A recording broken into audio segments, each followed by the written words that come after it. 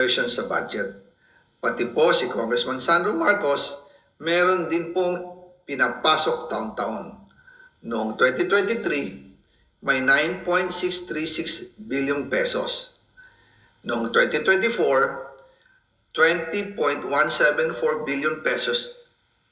At nitong 2025, 21.127 billion pesos. Lahat-lahat, ang kabuuan ay 50.938 billion pesos. At bawat taon po, sa tuwing dumarating ang BICAM budget process, lagi po may utos si Congressman Sandro na ipasok ang mga proyekto niya. Nalaman ko na lang sa mga contractor na galit siya sa akin noong pinag-uusapan na ang 2025 GAA budget. Ang sabi daw niya, ipatatanggal ako at magpa-file ng maraming kaso laban sa akin.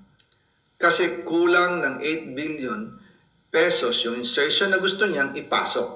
Ang dahilan daw, may mga contractor na nakapag-advance na sa kanya at dahil hindi na ipasok ang buong halaga, kailangan daw niyang magsauli sa mga yon.